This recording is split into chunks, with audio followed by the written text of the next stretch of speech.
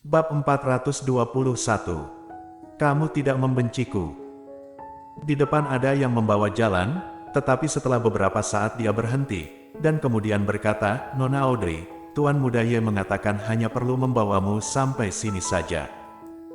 Audrey melirik jalan di depan, lalu mengangguk. Baik. Setelah orang itu pergi, mata Audrey menjadi suram. Apakah dia sengaja meminta orang untuk membawanya sampai di sini saja? Bukankah dia ingin dia mengingat perjalanan ini? Dulu Audrey tinggal di sini sebentar, meskipun tidak lama, tapi ini adalah tempat yang ia tinggali dulu, dan yang juga merupakan daerah kegiatannya sehari-hari. Memikirkan hal ini, tangan Audrey yang tergantung di kedua sisi tidak bisa menahan untuk tidak mengepal, mengertakkan giginya. Colden, dia jelas melakukannya dengan sengaja.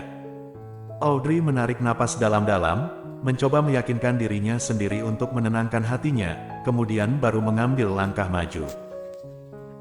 Pada saat ini, Colden menatap Audrey yang berjalan maju selangkah demi selangkah, dan kemudian mengayunkan gelas anggur merah di tangannya, bibirnya yang tipis perlahan melengkung. Tampaknya wanita ini sangat akrab dengan semua yang ada di sini. Segera, Audrey berjalan sampai ke pintu, lalu dia mengangkat tangannya dan mengetuk pintu. Suara rendah pria itu datang dari dalam. "Masuk." Dengan mata tatapan tidak bergelombang, Audrey mendorong pintu hingga terbuka dan berjalan masuk. Sekilas saja, dia melihat pria yang duduk di sofa dan meminum anggur merah dengan santai. Mungkin karena hari libur, jadi Colden hanya mengenakan sehelai kemeja tipis, kancingnya hanya terkancing beberapa dengan sembarangan. Mengenakan celana panjang hitam sederhana di tubuh bagian bawahnya. Sinar matahari dari laut masuk melalui jendela dari lantai ke langit-langit, menerangi seluruh rumah. Matahari pagi sangat tepat, memberikan lapisan warna malas ke seluruh ruangan.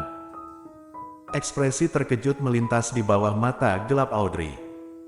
Harus dikatakan bahwa fitur wajah dan temperamen Colden benar-benar tidak dapat dicela.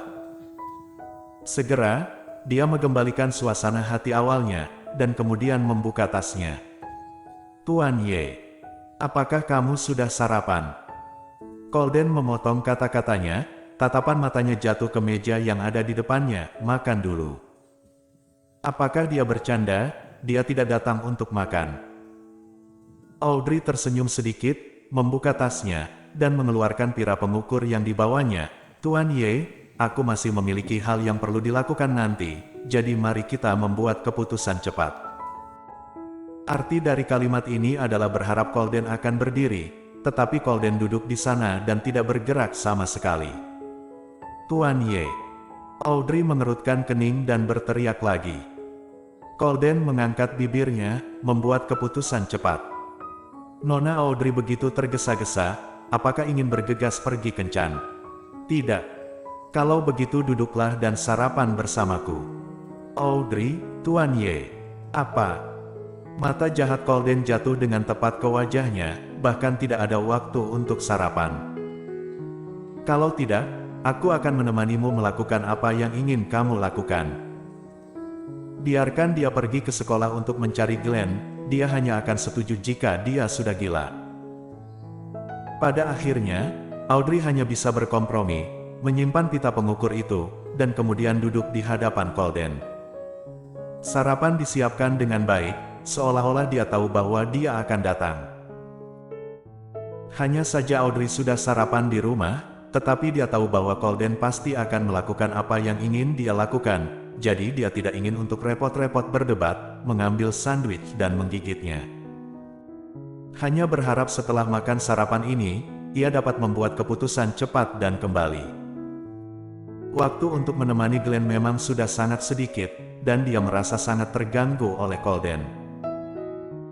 Audrey memakan sandwich sambil memikirkan berbagai hal, sementara mata Colden di sisi yang berlawanan terpaku pada wajahnya, dan dia tidak bisa mengalihkan pandangannya.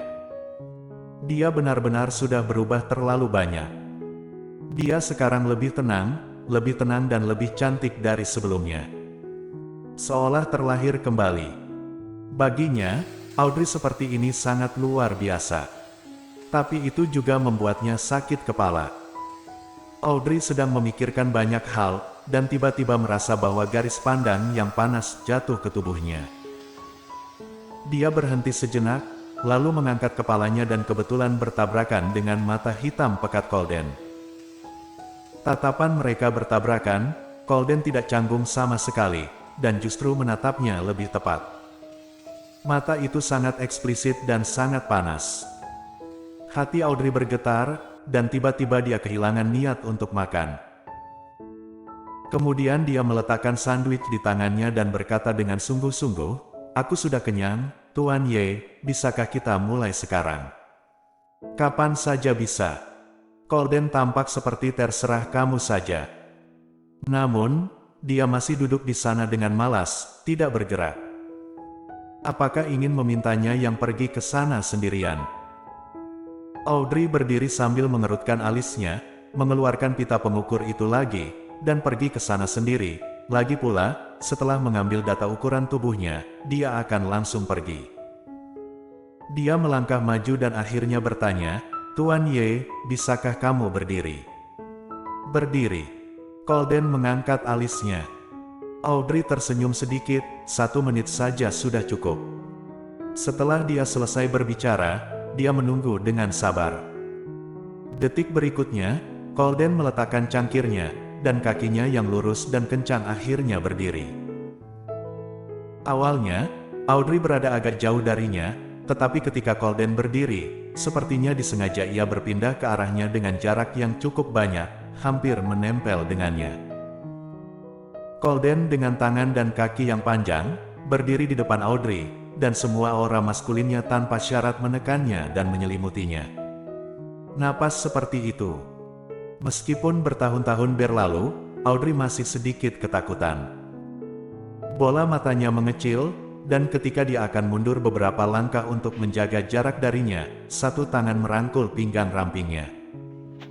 Audrey mengangkat matanya dengan takjub, "Apa yang kamu lakukan?" Mata Colden sedalam laut, jatuh di wajahnya seperti memiliki daya tarik, dan suaranya rendah, seperti suara cello yang ditarik perlahan. "Berdiri sejauh ini, bagaimana kamu mengukur ukurannya?" Saat mengatakan ini, Colden masih berkata dengan bersandar di telinganya. Tidak tahu apakah itu ilusinya, Audrey selalu merasa bahwa Colden sengaja meniup telinganya.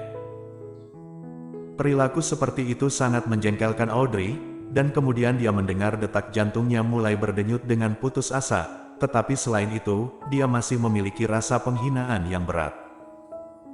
Seorang pria yang sudah menikah selalu memperlakukannya dengan perilaku ringan seperti ini. Audrey menutup matanya dan berkata dengan dingin, "Lepaskan aku." Napas di tubuhnya hampir seketika mendingin. Sebelum Colden mengerti apa yang sedang terjadi, Audrey mengeluarkan pita pengukur dan mengikatnya ke lengannya, lalu memindahkan tubuhnya ke sisi lain. Pada saat ini, sudah ada jarak pendek darinya. Audrey mengukur ukurannya dengan wajah dingin. Padahal dia tidak perlu melakukan hal-hal ini, tetapi Audrey tahu bahwa jika Colden ingin menyerang dirinya, bahkan jika dia memanggil para perancang itu, takutnya mereka mungkin tidak akan mengalami penghinaan yang lebih sedikit daripada miliknya. Pesanan ini diambil oleh dia sendiri, jadi dia harus menanggungnya. "Apakah kamu membenciku sekarang?" Bersambung.